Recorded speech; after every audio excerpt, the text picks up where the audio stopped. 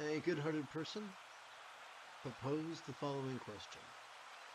Are there any benefits of daily practicing with strong determination while sitting?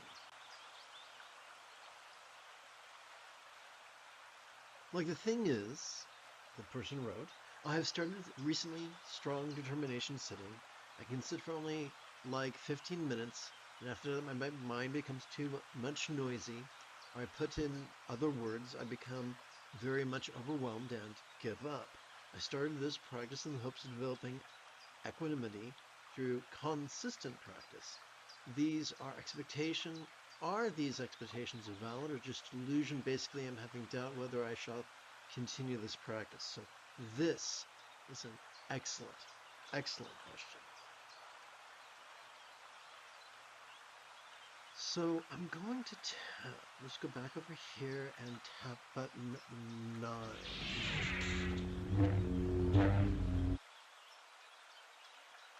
So the problem is not your goal. The problem is not the goal of experiencing equanimity. The problem is the definition of equanimity you were taught. The problem is not that you're sitting and practicing. The problem is the style of practicing that you have been taught. And none of this is your fault.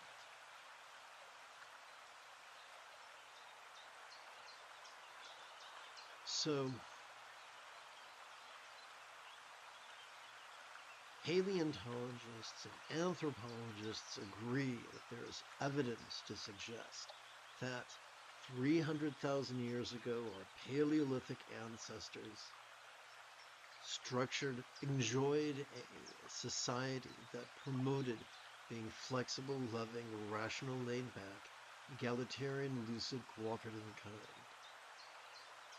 One of the prices of the Neolithic revolution about 290,000 years later was the advent of proto-capitalism, wherein people are not only competitive, but consequently they are rigid, fearful, superstitious, controlling, elitist, cryptic, competitive, and cruel. In other words, we went from being as groovy as Qui-Gon Jinn to as cranky as Mace Windu. This is why Sturgeon's Law reminds us that 90% of everything sex, including people, including meditation teachers. This is not paranoia. You can do what I did and learn from multiple members of each sect, multiple teachers of each sect, and you will see this over and over and over again. Crankiness, aggression, and anxiety being the rule of the day. Why is that? Well, this confusion is cleared up by gazing at the problem through the metaphoric lens of neuroscience. When we indulge our controlling and rigid tendencies to actively focus, actively analyze, even topics that have been written down by other cranky people, other rigid and controlling people in the past. We wind up exhausting both our dorsolateral as well as medial prefrontal cortex. Doing so increases the propensity of presenting with symptoms of depression, no less triggering our amygdala, the seat of both anxiety and aggression. So imagine the irony of saying, I want to be less aggressive, I want to be less anxious, and then you do things that actually multiply those symptoms. And the people you're getting advice from they're just as cranky and anxious as you, they're just maybe better at hiding it and masking it. It's a very sad state of affairs, but there's some good news. Neither the amygdala or the prefrontal cortex constitute the entirety of our central nervous system. We have a spinal cord. The fancy name for both facets of our spinal cord is the autonomic nervous system. When we stop actively competing against it and begin to passively cooperate with it, amazing things happen. The anxiety and aggression of our amygdala is calmed, and the empathy of our anterior cingulate gyrus is gently stimulated, which is very good news. Our autonomic nervous system has two facets. The first helps with mindfulness. The second helps with meditation. Let's begin with mindfulness.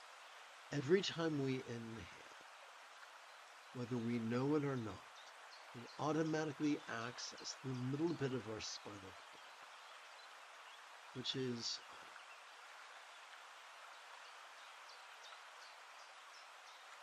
has evolved to help us notice in a very special way. It has evolved to help us to vulnerably, passively, viscerally, randomly, and fleetingly notice mind's antics of perception, our faculty of seeing, hearing, feeling, tasting, smelling, and the like, our faculty of emotion, intention, cognition, recollection, and imagination, our ability to notice all manner of phenomena, from the external to the internal, from the physical to the mental, from the pleasurable to the painful, from the interesting to the boring, from the glorious to the grotesque.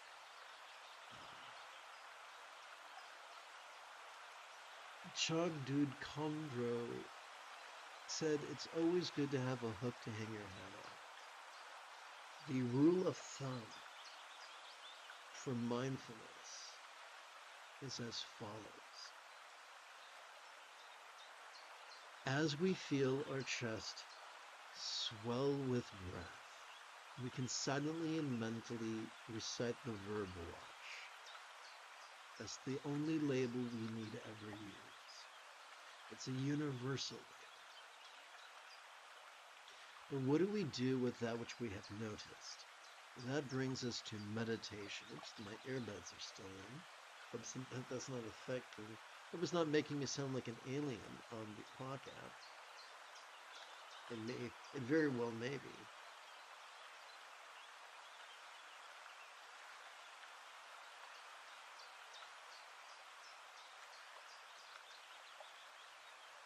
So,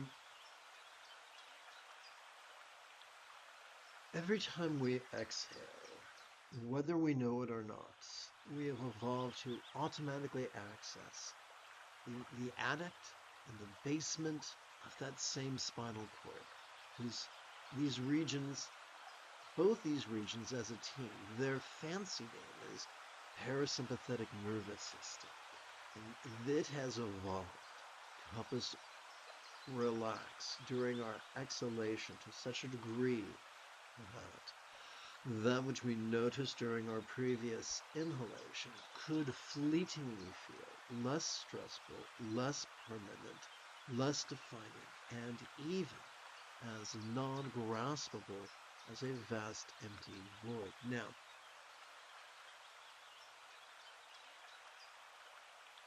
any good English teacher will remind us that a simile is only as useful as it is relatable. So we have to ask the question, what?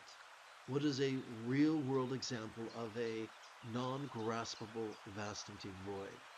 How about the illusion of the infinite azure sky on a bright and beautiful cloudless morn, which although could look tantalizing to the eye, could feel non-graspable to the hand? So we see that emptiness is just a metaphor for one of the many subtle phenomena we can sample during each exhalation. Similarly, what about no self? However, as we relax into our exhalation, Whatever identity we might have grasped onto during our previous immolation could feel less defining, at least fleetingly, at least momentarily. That is what is meant by no self, or not self, or anatta, if you prefer, or selflessness. These aren't things to be understood, these are not things to be believed, these are things that are felt viscerally and fleetingly during each exhalation. The rule of thumb, therefore, for meditation is as follows. As we feel our chest subtly sink, as gently we exhale, we silently and mentally recite the verb rest.